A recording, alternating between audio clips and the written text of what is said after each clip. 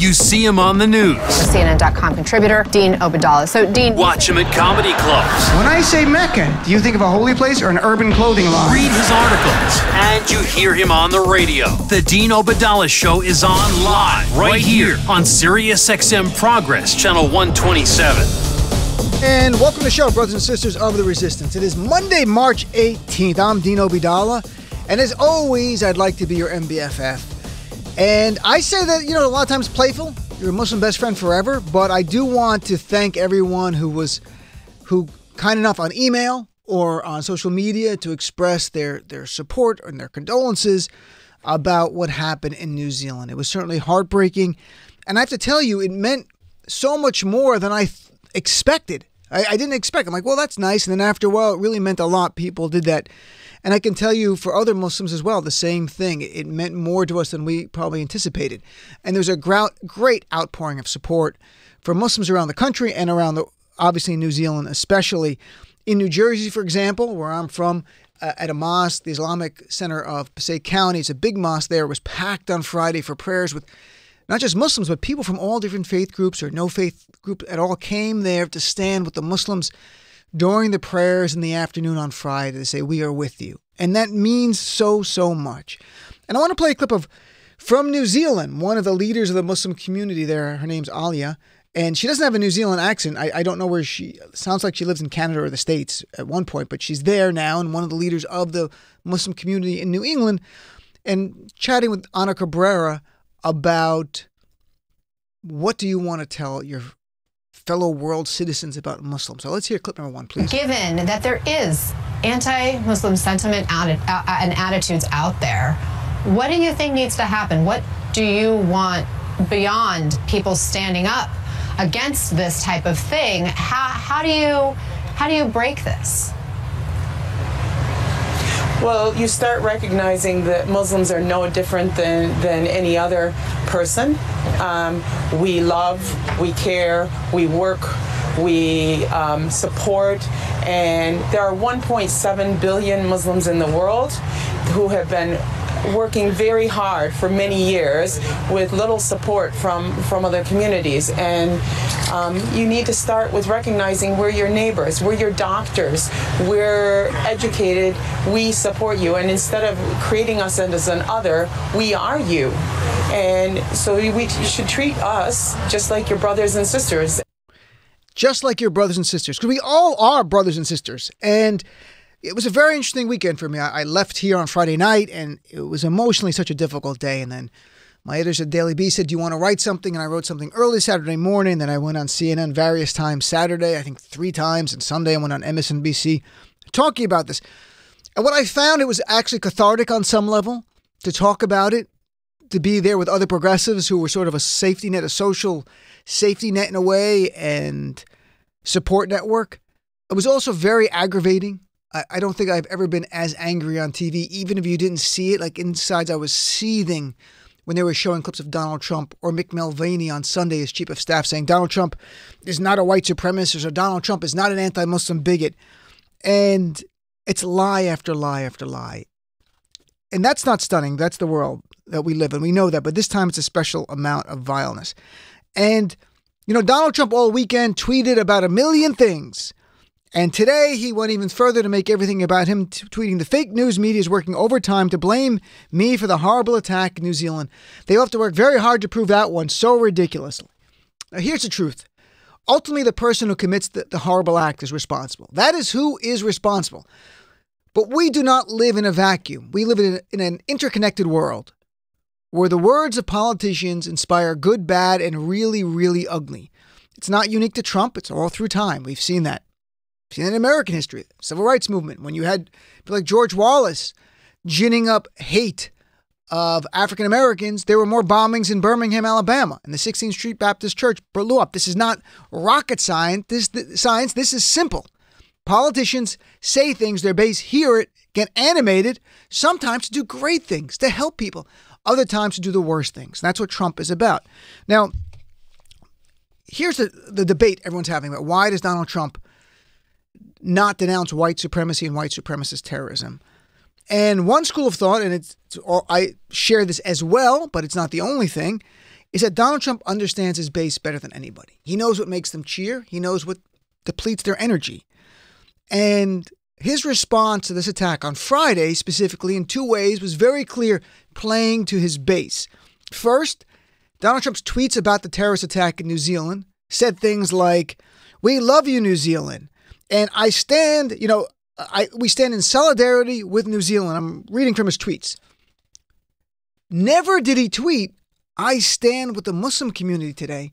Never did he say, "I stand with Muslims around the world." No. There was no standing with Muslims. That's very specific. I stand with New Zealand, in solidarity with New Zealand, not Muslims. Even though the victims were 50 Muslims in their place of worship in New Zealand. The entire nation of New Zealand wasn't attacked. The only victims of this terrorist attack were Muslims who were praying, who were killed simply for their faith. There's no doubt Donald Trump's refusal to say anything nice about Muslims is because that does not play with his base. In fact, Donald Trump has fed his base, and even before him, the GOP has fed their base a diet of hateful comments about Muslims. The GOP base has been marinating in anti-Muslim hate for years, even before Donald Trump. Donald Trump, just the anti-Muslim bigot in chief, took it to new levels and weaponized it into policy with a Muslim ban. And we all know the words Donald Trump said. Things like Islam hates us, and lying about Muslims cheering on 9/11 in New Jersey, which even Rudy Giuliani said was not true, to calling for a ban, to even this comment about mosques, which has a different light to it now after the last terrorist attack. He said, quote, "We're having problems with the Muslims coming into this country. You have to deal with the mosques, whether we like it or not." You have to deal with the mosque, whether we like it or not, Donald Trump said. And then Friday afternoon, Donald Trump, when asked about, do you think there's a rise in white supremacist terrorism, white nationalism, terrorism, Donald Trump said, "I don't really. I think it's a small group of people that have very, very serious problems." Of course, it's the same Donald Trump who would hammer Hillary Clinton for not saying the words radical Islamic terrorism, for not blaming all Muslims for the sins of a few. But Donald Trump all of a sudden is nuanced. When it comes to white supremacy, he wants to have texture. And he's very, what's fair? I don't want to say bad things about everyone. Let me be very nuanced here. In fact, Donald Trump said about Hillary during the 2016 campaign, now to solve a problem, you have to be able to state what the problem is or at least say the name. She won't say the name radical Islamic terrorism. Now, Donald Trump saying radical Islamic terrorism plays well with his base. As a reminder, during the GOP primaries in 2016, 65% of GOP primary voters supported a total and complete ban on Muslims. Not a partial one, a complete ban on over 1 billion people simply from their faith coming to this country. The same people who talk about religious liberty, which they mean for Christians, they tolerate Jews and they demonize and want to exclude Muslims. And then over the weekend, Donald Trump lashed out against everybody on Twitter. Saturday Night Live. And it was a repeat. I'm not even kidding. He went against a repeat, attacked a repeat of SNL. He was watching repeats and got mad that they mocked him. He attacked John McCain because Donald Trump's a scumbag. He attacked Fox News, fake news, he called it, and Shep Smith on Fox News. And the list goes on. What didn't he tweet about? He didn't tweet about white supremacy. There was not one tweet while slamming everything to simply say, "I despise white supremacy," or just tweeting, "White supremacist terrorism is a threat we must address," or anything about white supremacy, anything bad. Nope, nothing, zero. Again, ultimately, the person who commits the act is responsible for their horrible actions. But we do not live in a vacuum. And words matter. Words have consequences. People who are in power can inspire people to do great things and horrible things. We know that to be the truth. For example, the gunman in New Zealand hailed Donald Trump in his manifesto as a, quote, a symbol of renewed white identity. This guy even slammed Trump's policies, but liked his white supremacy. Like Trump, the New Zealand gunman talked about invaders and mass immigration being a threat to the culture of the West. The exact same thing the white supremacist terrorists in Pittsburgh who went into the synagogue, the Tree of Life synagogue, and gunned down and murdered 11 Jews who were simply praying and murdered them. The exact same thing. Anti-immigrant views, a threat to the nation. And and the bizarre thing with this guy in Pittsburgh, same words as the New Zealand guy. Threat to the nation, invasion of immigrants. But this guy didn't go after Muslims. He went after Jews because in his manifesto, or on social media, the Pittsburgh guy blamed Jews for letting Muslims in. And going further back, just to show you the shared mentality of Donald Trump and white supremacist terrorists, there was a man named Anders Breivik. You may or may not know of him. We do in the Muslim community because we knew what he was about. In 2011, in Norway, he's a white supremacist. He killed 77 people because he hoped his attack would awaken Europeans to what he saw as the evils of multiculturalism, specifically immigration of Muslims to Norway into Europe. He wanted to wake them up to the threat, so he gunned down 77 people. Anders Breivik was cited in the New Zealand guy's manifesto. There's a straight line here. Building of white supremacy, fear of immigrants, fear of Muslims. Here's another line. Allowing the immigration to take place in Europe is a shame. It's changed the fabric of Europe. Allowing millions and millions of people to come into Europe. I think you're losing your culture. Look around. Who said that? Donald Trump just last year. It is the same language of these other people. Invasions. We all know Trump said invasion of immigrants nonstop. These are kindred spirits. Why doesn't Donald Trump denounce white supremacy? Why doesn't he denounce white supremacist terrorism? Is it because his base, he would piss off some subset of his base? Yes, partly. But think it through all the way. Donald Trump mirrors and parrots what white supremacists said for years.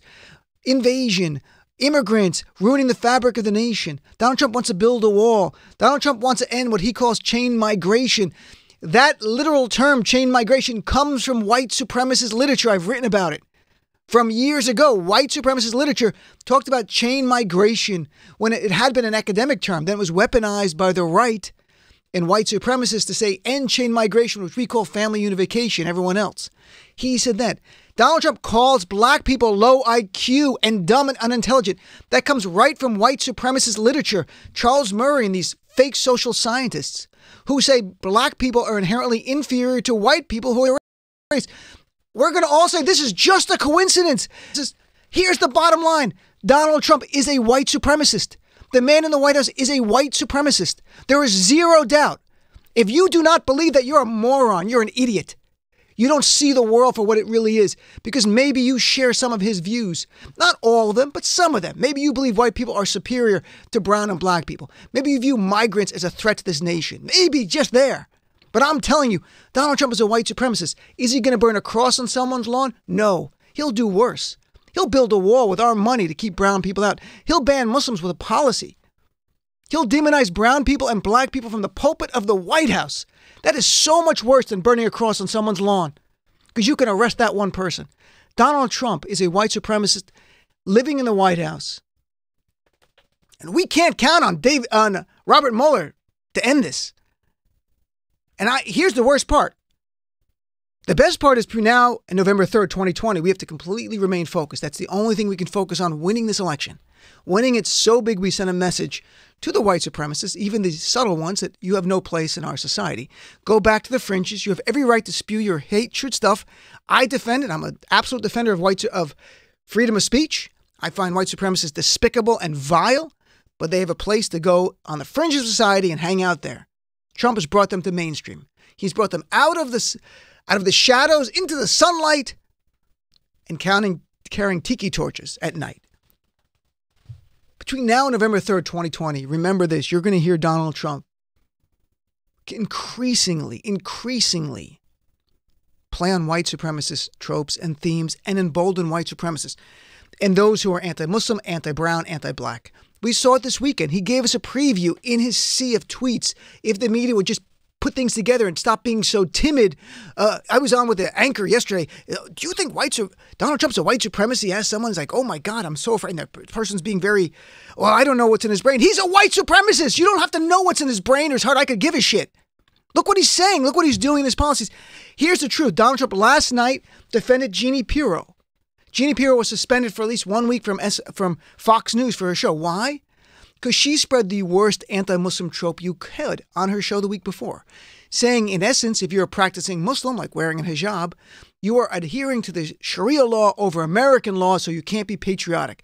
She is saying what the far-right white supremacists have long said, that practicing Muslims are not faithful to this nation. So she got suspended. Donald Trump last night defended her. Donald Trump also, again, the media, as they love to talk about a million things, he retweeted open alt-right people who are tied to white supremacists last night more than once. A guy named, I might mangle the pronunciation of his name, Jack Posobiec, who is an alt-writer, proud alt-writer.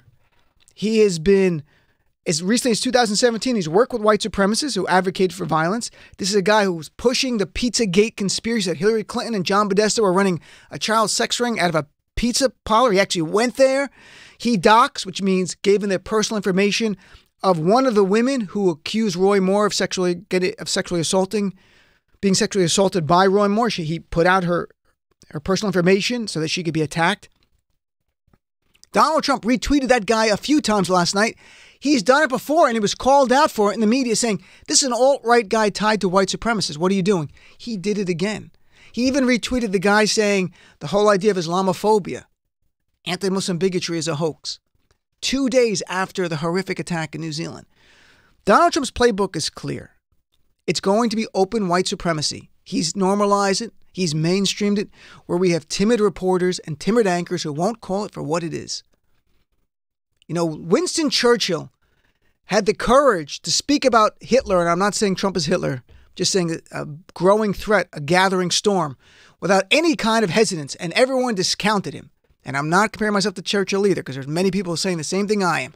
I just want the mainstream media to catch along and not just allow pundits to say this, but anchors should be saying everything says Donald Trump is not just afraid to lose white supremacists in his base. He is a white supremacist. That's who the man is. And Fox News is helping him to normalize white supremacy. I'll play a clip. This is from last spring. Tucker Carlson on Fox News. This is pure white supremacy. This is nothing more. Listen to what Tucker Carlson said last year. Tucker Carlson talking about telling white people, if you don't like brown people moving into your neighborhood, or black people, but specifically brown people, it's not your fault. You're not designed for this kind of change as a white person. Literally excusing racism and bigotry. That's what they want to do. Here's clip number 2. A recent piece in National Geographic tells you a lot about demographics in America and about how bewilderingly fast they're changing without any real public debate on the subject. The magazine profiles a small coal mining town of Hazleton, Pennsylvania. In the year 2000, Hazleton's population was 2% Hispanic. Just 16 years later, Hazleton is majority Hispanic. That's a lot of change. People who grew up in Hazleton return to find out they can't communicate with the people who now live there. And that's bewildering for people. That's happening all over the country. No nation, no society has ever changed this much, this fast.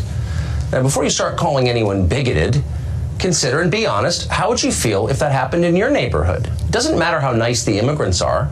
They probably are nice. Most immigrants are nice. That's not the point. The point is, this is more change than human beings are designed to digest. This pace of change makes societies volatile, really volatile, just as ours has become volatile. That is Tucker Klansman, as I call him, because he's earned that name. That was white supremacy you heard there. That is an intellectual approach to white supremacy. That brown people moving to your neighborhood makes it unstable. And before you call anybody a bigot, as he says, you're simply not designed as a white person for that kind of change. That is white supremacy. That's white supremacy with a smile and a bow tie or a regular tie now. Keep in mind, this is where we're going with the right. Today, Donald Trump says 92% of the GOP supports me. You can have the entire 100% of them. Whoever identifies as a Republican today, after what we've seen the last few years with Donald Trump, is either on board with white supremacy or turns a blind eye to it. Either case, we have to win. We have to win November 3rd, 2020. So I'd love to hear from you. You're my guest at the top there. Why will Donald Trump, I'm all ears, Why will Donald Trump not say on Twitter when he slams everyone from Liz Warren to Hillary Clinton to SNL to John McCain, why will he not simply tweet, I denounce white supremacy? Why will he not use the term white supremacist terrorist? When he made us all say radical Islamic terrorist or somehow you're not solving the problem, why won't he say those terms? Why wouldn't he tweet, I stand with the Muslims of New Zealand? Why not? You tell me. If you have a different opinion, I'm all ears. Please, I'd love to know. 866-997-4748. Be right back after this. The Dean Obeidallah Show. I think Trump clips that they play on the media should come with a health warning saying that if you watch this, you'll get dumber.